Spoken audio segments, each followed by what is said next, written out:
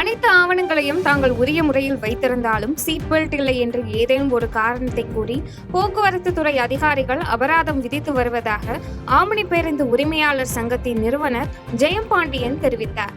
கோவை காந்திபுரம் பகுதியில் உள்ள ஆம்னி பேருந்து நிலையத்தில் அனைத்து ஆம்னி பேருந்து உரிமையாளர் சங்கத்தினர் செய்தியாளர்களை சந்தித்தனர். அப்போது பேசிய சங்கத்தின் நிறுவனர் ஜெயம்பாண்டியன், முறையான வரி செலுத்தியிருந்தாலும் விடுமுறை காலங்களில் போக்குவரத்து துறை அதிகாரிகள் வழிப்பறி செய்வது போன்று ஆம்னி பேருந்துகளை நிறுத்தி அபராதம் விதிப்பதாக தெரிவித்தார். மேலும் பேசிய அவர், ஒரு டோல்கேட்டில் 1 மணி நேரத்திற்கு மேலாக நிறுத்தி வைப்பதாக சாடிய அவர்கள், இதனால் பயணிகளுக்கும் பேருந்து ஓட்டுநர்களுக்கும் இடையே தேவையற்ற வாக்குவாதம் ஏற்பட்டு மன உளைச்சல் ஏற்படுவதாக தெரிவித்தார்.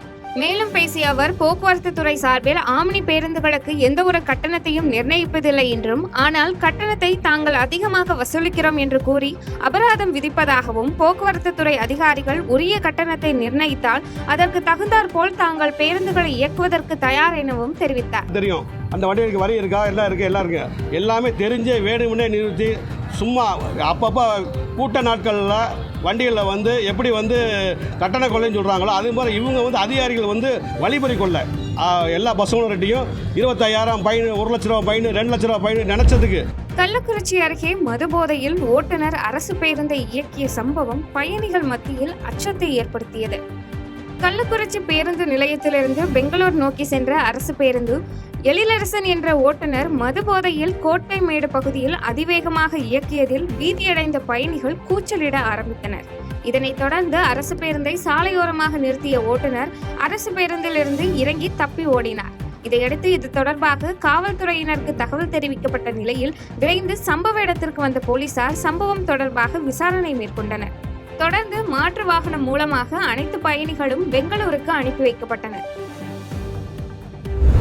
போக்குவரத்து துறை அமைச்சர் சிவசங்கர் வேம்பூர் கிராமப்புற மக்களுக்கு பேருந்து வசதி செய்து தருவதில் ஏன் தயக்கம் காண்பிக்கிறார் என தேமுதிக பொதுச் செயலாளர் பிரேமலதா விஜயகாந்த் குற்றம் சாட்டினார். பெரம்பலூர் மாவட்டம் குன்னம் சட்டமன்ற தொகுதிக்குட்பட்ட வேம்பூர் பகுதியில் உள்ளம் நாடி இல்லம் தேடி என்ற நிகழ்ச்சியின் மூலமாக திறந்தவெளி வாகனத்தில் இருந்து தேமுதிக பொதுச் செயலாளர் பிரேமலதா விஜயகாந்த் பேசினார். அப்போது பேசிய அவர், குன்னம் சட்டமன்ற தொகுதிக்குட்பட்ட வேம்பூர் ஒன்றிய பகுதியில் விளையும் மக்காச்சோளம், பருத்தி உள்ளிட்ட பயிர்களுக்கு நல்ல விலையுடன் அரசாங்கம் கொள்முதல் செய்வதற்கு உண்டான நடவடிக்கைகளை எடுக்கப்படும் என்றும், கீழப்புலியூர் பகுதியில் அரசு கல்லூரி அமைக்கப்படும் எனவும் தெரிவித்தார். மேலும் பேசிய அவர், வேம்பூர் மற்றும் குன்னம் பேருந்து நிறுத்தங்களில் அடிப்படை வசதிகள் செய்து தரப்படும் என்றும், வேம்பூருக்கு தனி காவல் நிலையம் உருவாக்கப்படும் என்றும் தேர்தல் வாக்குறுதிகளை அறிவிப்பாக அறிவித்தார். மேலும் 10 ஆண்டுகளுக்கு மேலாக ஒப்பந்தம் மற்றும் தினக்கூலி அடிப்படையில் பணியாற்றி வரும் பணியாளர்கள் பணி நிரந்தரம் செய்யப்படுவார்கள் என்று திமுக அரசு தேர்தலின் போது அறிவித்தது, ஆனால் அதனை செய்யவில்லை என்றும் தெரிவித்தார்.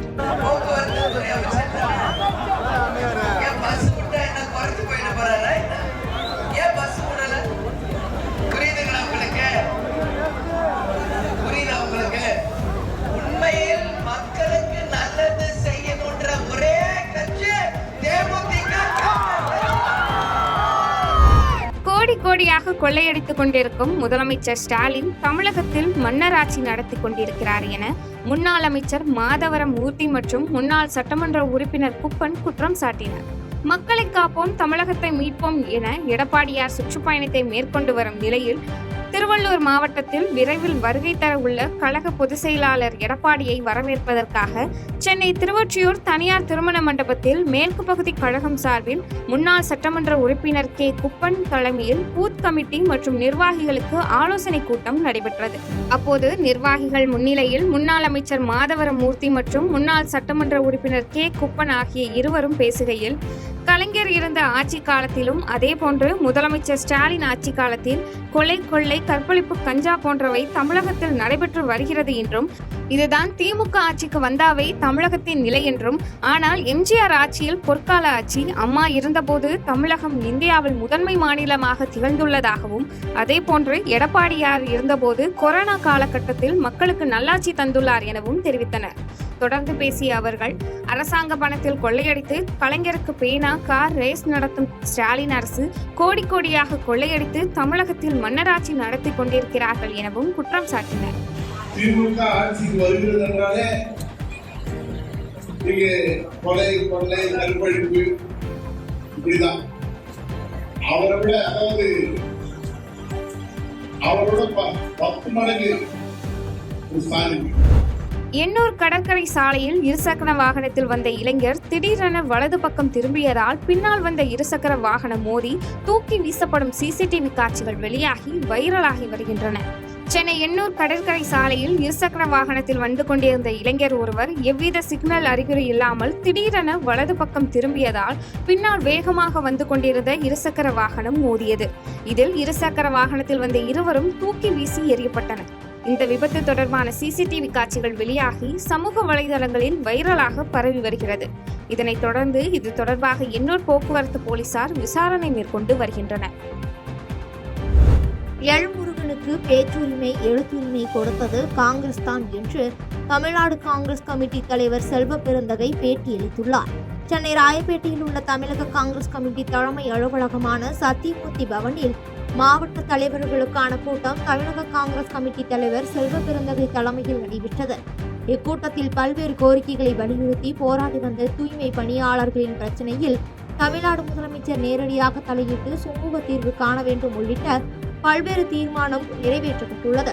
இதனைத் தொடர்ந்து செய்தியாளர்களை சந்தித்த தமிழக காங்கிரஸ் கமிட்டி தலைவர் செல்வ பெருந்தகை எல்முருகனுக்கு பேச்சுரிமை எழுத்துரிமை கொடுத்தது காங்கிரஸ் தான் என்றும் காங்கிரஸ் இல்லாமல் முருகனும் இல்லை மோடியும் இல்லை என்றும் அனைத்து அதிகாரத்தையும் நாங்கள் தான் பெற்றுக் கொடுத்தோம் எனவும் எதிர்க்கட்சித் தலைவர் ராகுல் காந்தி வெளிப்படுத்திய வாக்கு திருட்டு தொடர்பாக கையெழுத்து இயக்கம் நடத்தப்பட உள்ளது என்றும் தமிழ்நாட்டில் மட்டும் 1 கோடி கையெழுத்து பெறப்பட உள்ளது என தெரிவித்துள்ளார். எல் முருகனுக்கு அமைச்சருக்கு வாக்குரிமை வாங்க கொடுத்தது காங்கிரஸ் தான். இன்னைக்கு அவருக்கு பேச்சுரிமை வாங்கி கொடுத்தது காங்கிரஸ் தான். அவர் இன்னைக்கு அமைச்சராகிற ரிசர்வேஷன்ல வந்திருக்காரு எல் முருகன், அவருக்கு அதை வாங்கி கொடுத்தது தான் காங்கிரஸ் பேரியக்கம் தான். காங்கிரஸ் பேரியக்கம் இல்லாமல் முருகனும் இல்லை மோடியும் இல்லை, நாங்கள் தான் எல்லா அதிகாரத்தையும் பெற்று தந்திருக்கோம்.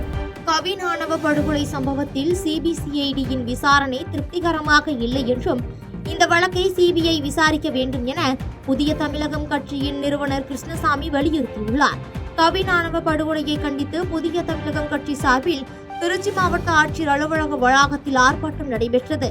புதிய தமிழகம் கட்சியின் நிறுவனர் கிருஷ்ணசாமி தலைமையில் நடைபெற்ற இந்த ஆர்ப்பாட்டத்தில் மாநகர் மாவட்ட செயலாளர் சண்முகம் உள்ளிட்ட பலர் கலந்து கொண்டனர். முன்னதாக புதிய தமிழகம் கட்சியின் நிறுவன தலைவர் கிருஷ்ணசாமி செய்தியாளர்களை சந்தித்து பேட்டியளித்தார்.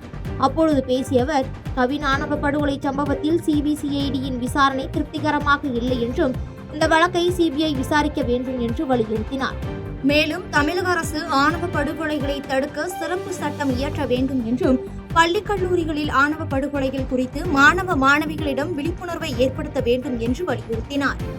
எனவே இந்த வழக்கே இந்த சிபிசிஐடி மூலமாக நீதி கிடைக்குமா என்பது மிகப்பெரிய கேள்வியாக இருக்கிறது.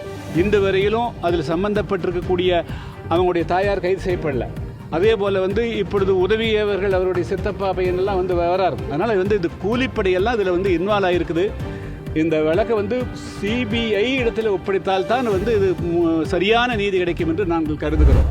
மதுரை தாவேகா 2வது மாநில மாநாட்டை முன்னிட்டு வளையங்குளம் கருப்பசுவாமி கோயிலில் பொங்கலிட்டு கிடாவெட்டி சிறப்பு வழிபாடு நடைபெற்றது. தமிழக வெற்றிக் கழகத்தின் 2வது மாநில மாநாடு வரும் வியாழக்கிழமை மதுரை பாரபத்தியில் நடைபெற உள்ளது. இந்த மாநாடு சிறப்பாக நடைபெற வேண்டி மதுரை வளையங்குளம் ஸ்ரீ மலையாண்டி கருப்பசுவாமி கோயிலில் பொங்கல் வைத்து கிடாவெட்டி சிறப்பு வழிபாடு நடைபெற்றது. இந்நிகழ்ச்சியில் அக்கட்சியின் பொதுச் செயலாளர் ஆனந்த் மற்றும் மாவட்ட செயலாளர்கள் உள்ளிட்ட தொண்டர்கள் ஏராளமானோர் கலந்து கொண்டு சுவாமி தரிசனம் செய்தனர். இதனையடுத்து அசைவ உணவு விருந்து நடைபெற்றதில் ஏராளமான பொதுமக்கள் கலந்து கொண்டனர். அடுத்த மாதம் நடக்கவுள்ள துணை ஜனாதிபதி தேர்தலில் தேசிய ஜனநாயக கூட்டணி வேட்பாளராக தமிழகத்தைச் சேர்ந்தவரும் மகாராஷ்டிரா கவர்னருமான சிபி ராதாகிருஷ்ணன் தேர்வாகியுள்ளார். இதனை திருப்பூரில் உள்ள சிபி ராதாகிருஷ்ணன் வீட்டில் அவரது தாய் ஜானகி அம்மாள் மற்றும் பாஜக நிர்வாகிகள் மக்களுக்கு இனிப்பு வழங்கி மகிழ்ச்சியை வெளிப்படுத்தினர். மேலும் செய்தியாளர்களிடம் பேசிய அவரது தாய் ஜானகி அம்மாள், தன் மகன் நிச்சயம் துணை ஜனாதிபதி தேர்தலில் வெற்றி பெற்று தொடர்ந்து மக்கள் சேவையை செய்வார் என்றும் இது திருப்பூருக்கும் தமிழ்நாட்டிற்கும் பெருமை சேர்க்கக்கூடிய தருணமாக அமைந்திருக்கிறது என்றும் தன் மகன் சிபி ராதாகிருஷ்ணன் பெயரை பரிந்துரை செய்த பாஜகவிற்கும் பிரதமர் மோடிக்கும் நன்றி என்று குறிப்பிட்டுள்ளார். வெற்றியாகணும், மோடி அவர்களுக்கு ரொம்ப நன்றி சொல்லணும். ஜனதா கட்சியில் பாடுபட்டு தமிழரை பெருமைப்படுத்த சிபி ராதாகிருஷ்ணனை திமுக ஆதரிக்க வேண்டும் என திருப்பூர் வடக்கு மாவட்ட பாஜக தலைவர் ஸ்ரீனிவாசன் வலியுறுத்தியுள்ளார். தேசிய ஜனநாயக கூட்டணியின் துணை குடியரசுத் தலைவர் வேட்பாளராக திருப்பூரைச் சேர்ந்த CB ராதாகிருஷ்ணன் தேர்ந்தெடுக்கப்பட்டுள்ளார். இதனைத் தொடர்ந்து திருப்பூர் வடக்கு மாவட்ட பாஜகவினர் திருப்பூரில் அமைந்துள்ள அவரது தாயார் வீட்டிற்கு சென்று அவரது தாயாரிடம் இனிப்புகளை பெற்று தங்கள் மகிழ்ச்சியை தெரிவித்தனர். பின்னர் செய்தியாளர்களை சந்தித்த திருப்பூர் வடக்கு மாவட்ட பாரதிய ஜனதா கட்சியின் தலைவர் ஸ்ரீனிவாசன் கூறுகையில், NDA குடியரசு துணைத் தலைவர் வேட்பாளராக CB ராதாகிருஷ்ணன் அறிவிக்கப்பட்டதால் தமிழகமே பெருமைப்படுவதாக தெரிவித்தார். மேலும் தமிழர்களுக்கு பிரதமர் மோடி பெருமை சேர்த்துள்ளார் என்றும் தமிழர் என்ற முறையில் திமுகவினரும் அவரை ஆதரிக்க வேண்டும் என வலியுறுத்தினார்.